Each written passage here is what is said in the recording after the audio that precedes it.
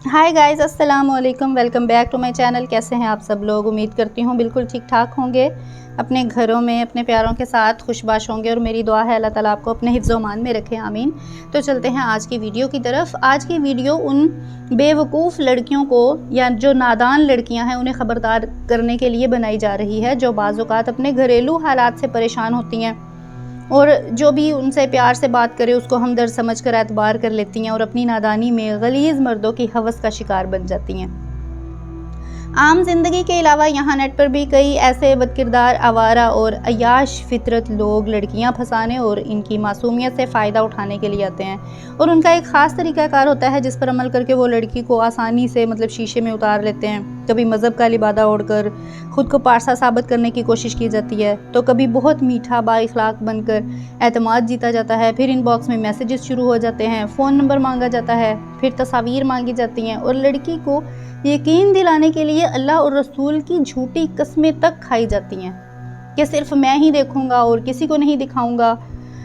अब जो लड़की बेवकूफ़ होती है या अपने हालात की सताई हुई होती है, वो इन बातों में आ जाती है और उन घटिया लोगों को हमदर्द समझकर अपने हालात शेयर कर लेती है और एतबार करके अपनी तबाही का सामान बना लेती है।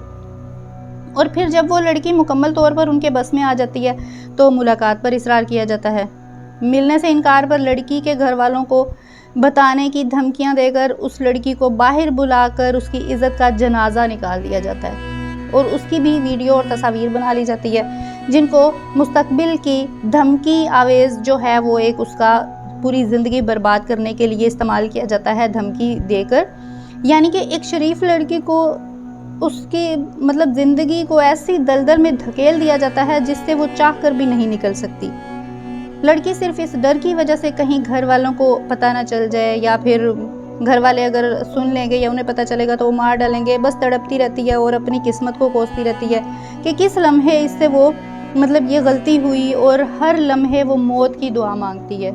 लिहाजा मेरी बहनों, नेट पर किसी शख्स का एतबार ना करें जो आपसे मोहब्बत के नाम पर गुफ्तगू करता हो या मज़हब का सहारा लेकर आपके करीब होने की कोशिश कर रहा हो।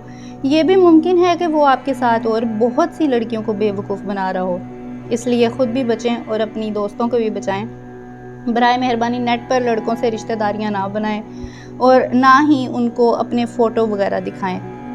ज़रूरत क्या है आखिर ख़ुद को नुमाइश बनाने के लिए या उन्हें दिखाने के लिए कि हम बहुत खूबसूरत है, प्यारी हैं या जो भी है। तो क्या आपको होने वाले नुकसानात का अंदाज़ा है जो कल आपके आने वाली ज़िंदगी तबाह कर सकते हैं?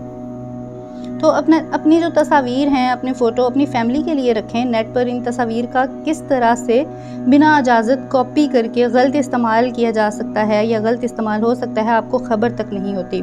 ये चीज़ आपके लिए नुकसान का बायस भी बन सकती है।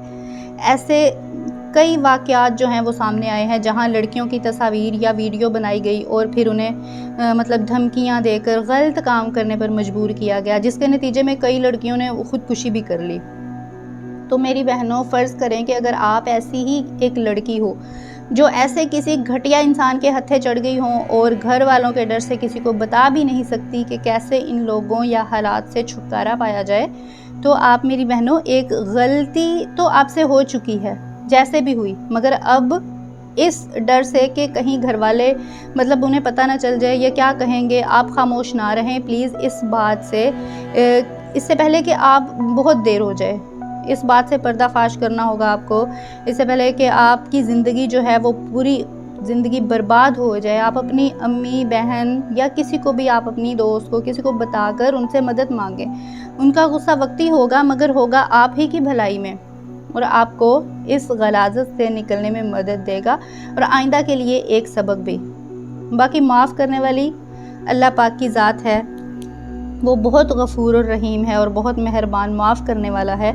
अब आखिर में मैं उन भाइयों से या उन जो मर्द हैं ऐसे जो अपनी नीयत को इस तरह से, वो किसी भी लड़की को देखें तो उनके जहन में ऐसी शैतानियत आ जाती है, या फिर जो आवारा या अब मैं क्या कहूँ, जो ऐसे मर्द हैं, औरत मुकद्दस है, इसके आप बिल्कुल भी तकद्दुस के अमाल किसी को भी आप पामाल नहीं कर सकते। अब मेरे पास अल्फाज नहीं है, मेरी ज़ुबान जो है वो साथ नहीं दे रही कि मैं किस तरह से बयान करूं कि ऐसे मुकद्दस रिश्ते को या फिर इसके तकद्दुस को आप कैसे पामाल कर सकते हैं।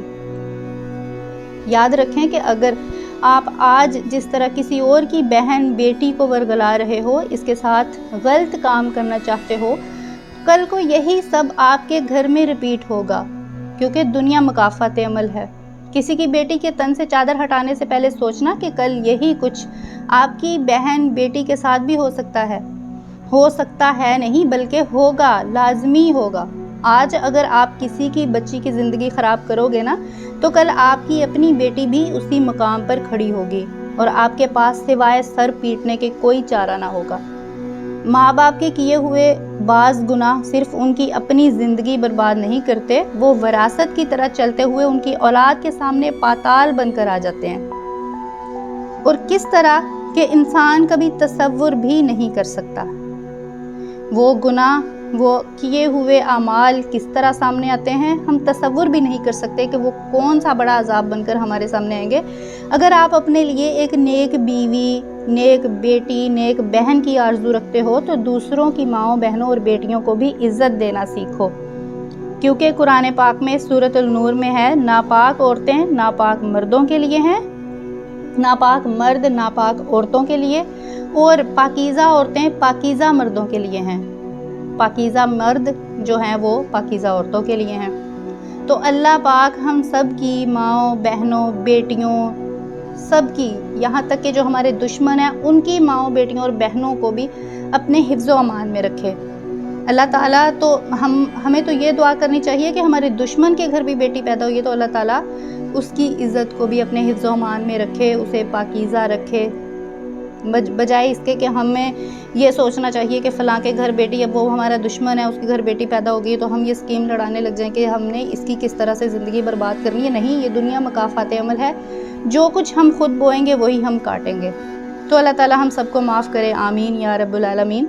तो ये थी आज की हमारी वीडियो। अगर आपको मेरी वीडियो पसंद आई हो, तो अगर आप मेरे चैनल पर न्यू हैं तो चैनल को सब्सक्राइब कर दें, वीडियो को लाइक कीजिएगा।